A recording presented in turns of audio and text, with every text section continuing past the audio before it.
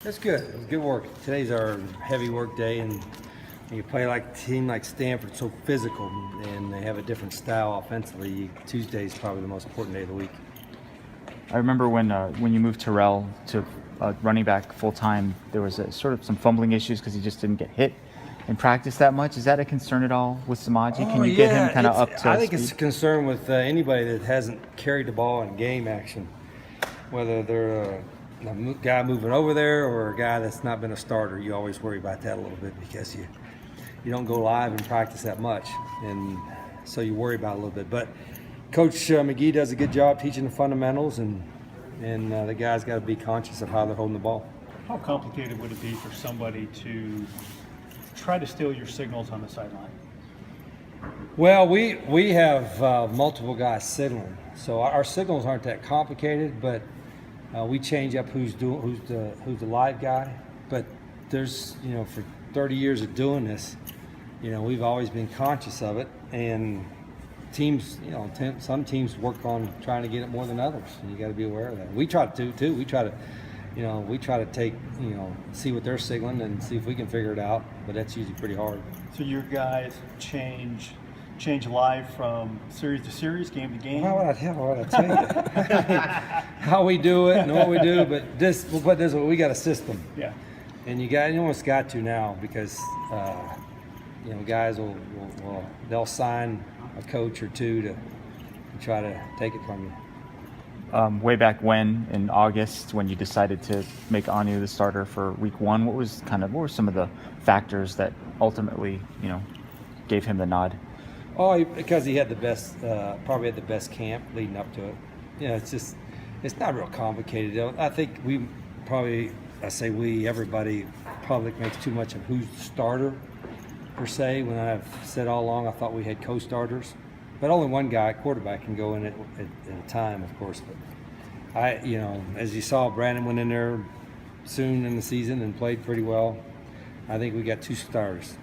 Yeah, so do me a favor, don't ask them which one do you think should start. We got 2 starters in Brandon and Anu, and we've missed them because of their experience, and it looks like now we'll have both of them, so that's a good thing. We'll play both of them too. Obviously, things can change, and you don't know what's going to happen, as you've learned this season at various positions. But what are the plans for Khalil Tate for the rest of this year at this point? That's a good question. We're going to, now that we've burned his red shirt, we still want to give him reps. So we're still giving him reps and running some plays with him. He won't run the entire offense, but we won't run the entire offense with him before. But we're going to keep him, because there's still a lot of ball left, and keep him in tune so he's learning and not just playing 1 or 2 games in his mind his freshman year. So we're giving him reps now. He just has a limited package compared to the other 2. So if both guys are healthy, ready to go, you're okay playing them both? Yeah. I've never really worried about that. Some just philosophically, if you got 2 guys you can win with, play them both. And I think we got 2 guys right there that are ready. Some of it is game situation and plays we want to call, but most of it for them, it's been health. Can they go? Can they go 100%? And they're doing everything in practice, so that's positive. You had great running quarterbacks in the past, Pat White and Denard Robinson and Denker here. Those guys didn't get hurt at any point? Is there something they did differently than what these guys are doing? A lot of people say, well, running quarterbacks get hurt, but I think that's just kind of a blanket statement that people make out of not really understanding or following the game much. As many pocket passers get hurt nowadays. Look at the NFL. Look at some of our colleagues in our league. They got pocket passers. Just quarterbacks get hit sometimes, and hopefully they can do.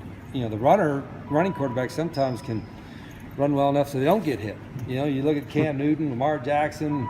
Some of them dudes, they're playing the whole season. They just they outrun people or they're be able to avoid hits. So I don't look at the scheme as much of it, but certain guys, all quarterbacks, if they have the ability to escape pressure and make things safer for themselves, that's a good thing. Anu's not going to be as fast as Brandon, but Anu's a pretty good runner. He can run well when he's healthy. So that's like Matt Scott. Matt Scott was a competitive runner and got himself out of trouble a lot of times. So You just call some different plays on occasion with Brandon than you do with the new. So is the advice basically just be smart?